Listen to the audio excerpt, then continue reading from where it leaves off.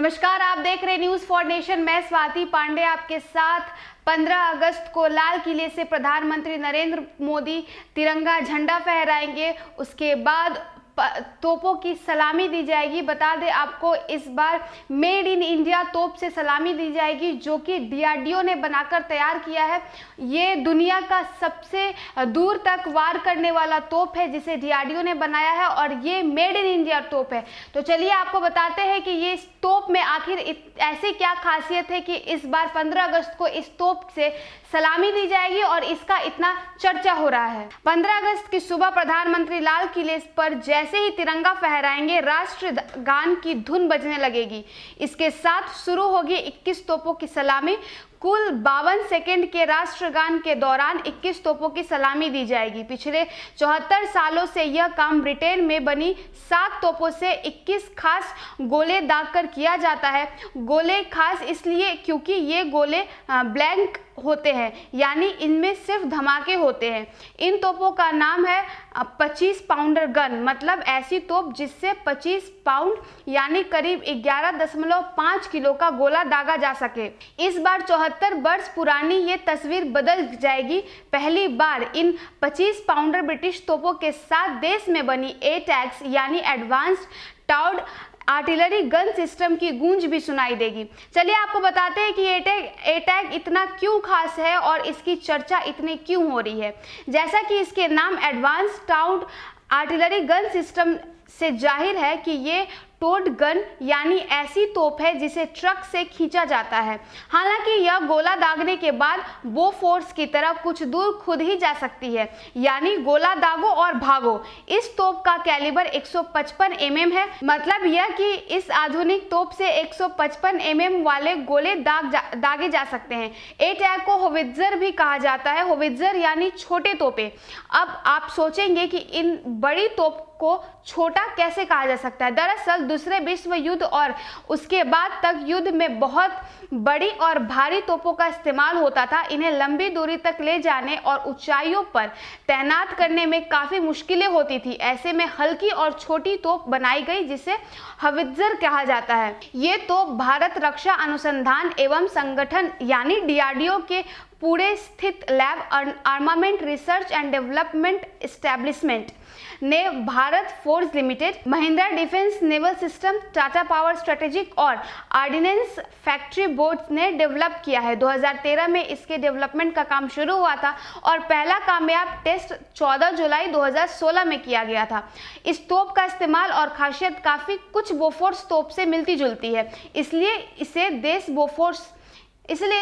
Bofors भी कहा जा सकता है। जैसा कि हमने आपको पहले बताया कि इस तोप से 155 mm के गोले दागे जा सकते हैं। इसके साथ ही इस तोप से दागे जाने वाले गोलों की रेंज 48 किलोमीटर है, जबकि उसी गोले को बोफोर्स तोप 32 किलोमीटर तक दूरी तक दाग सकता है। ये 155 mm की कैटेगरी में दुनिया में सबसे ज्यादा दूरी तक गोले दागने में सक्षम है। यह तोप 30 डिग्री सेल्सियस से लेकर 75 डिग्री सेल्सियस के तापमान पर भी सटीक फायर लगा सकता है। इसकी 26.44 फुट लंबी बैरल से हर मिनट 5 गोले दागे जा सकते हैं। इसमें ऑटोमेटिक राइफल की तरह सेल्फ लोड सिस्टम भी है, यानी इसके गोले को लोड करने का सिस्टम ऑटोमेटिक है। इस तोप से निशाना लगाने के लिए थर्मल साइट सिस्टम लगा है, मतलब यह है कि रात में भी इससे निशाना लगाया जा सकता है। वायरलेस कम्युनिकेशन की भी खूबी मौजूद है। 14 जुलाई 2016 को 155 बाई 52 कैलिबर के एटैक्स का पहला सफल टेस्ट हुआ। इसके बाद सितंबर 2020 में तोप के यूजर ट्रायल में बैरल फटने के 4 कर्मचारी घायल हो गए। नवंबर 2020 में परीक्षण के बाद दोबारा यूजर ट्रायल की अनुमति दी गई। जून 2021 में 15,000 फीट की ऊंचाई पर एटैक तोप का सफल परीक्षण किया गया। 26 अप्रैल 2022 से 3 मई तक पोखर फील्ड फायरिंग रेंज में 1 हफ्ते तक एटैक का ट्रायल हुआ था। बता दें आपको, ट्रायल के दौरान इनिशियल सर्विस गारंटी आवश्यकताओं को दोबारा वेरीफाई किया गया। तोपों की विश्वसनीयता साबित करने के लिए 2 सेकंड की फायरिंग सफलतापूर्वक आयोजित की गई। इस दौरान सटीक और निरंतरता पर जोर से दिया गया। परीक्षण के दौरान धमाकों और इंटेंस टाइम सीरीज का विशेष ध्यान रखा गया। इसके बाद इलेक्ट्रोमैग्नेटिक इंटरफेरेंस, इलेक्ट्रोमैग्नेटिक कैपेबिलिटी और डायरेक्ट जनरल क्वालिटी एश्योरेंस के परीक्षण भी सफल किए गए। अगस्त 2018 में रक्षा अधिकरण परिषद ने 3,365 करोड़ की अनुमानित लागत पर 150 एटैक्स तोपों की खरीद के लिए मंजूरी दी थी। सेना को इस कैटेगरी में 1,580 आर्टिलरी गन की जरूरत थी। सेना ने अपनी आवश्यकता की तुलना में अधिक वजन के मुद्दे को लेकर आपत्ति जताई थी। सेना चाहती है कि एटैक्स का वजन लगभग 18 टन हो ताकि इसे पहाड़ों में ले जाया सके। इस पर बाद में काम किया गया और सेना की मांग को पूरा किया गया। एटैक तोप ऑटोमेटिक मोड फायरिंग है और वायरलेस कम्युनिकेशन के अलावा हाई एंगल पर सबसे छोटे मिनिमम डिस्टेंस और रेगिस्तान व पहाड़ी इलाकों पर जबरदस्त प्रदर्शन करने में सक्षम है। एटैक को सभी इलेक्ट्रॉनिक ड्राइव और पूरी तरह से ऑटोमेटिक बारूद हैंडलिंग सिस्टम के साथ सभी तरह के गोला बारूद को आग लगाने के लिए डिजाइन किया गया है। बता दें आपको, सरकार ने मेक इन इंडिया को बढ़ावा देने के लिए देना चाहती है, इसलिए ही पूरी दुनिया के सामने अपनी इस उपलब्धता को लाना चाहती है। इसके लिए लाल किले पर 2 हफ्ते से सेना प्रैक्टिस कर रही है। इससे पहले 26 जनवरी 2017 की परेड में राजपथ पर इस तोप का प्रदर्शन किया गया था। लाल किले पर होने वाला स्वतंत्रता दिवस कार्यक्रम में 14 देशों के कैडेट भी आ रहे हैं। इनमें Mauritius, Argentina, Seychelles, UAE, Mozambique, Fiji, America, UK, Indonesia, Maldives, Nigeria, Brazil, Uzbekistan और किर्गिस्तान भी शामिल है।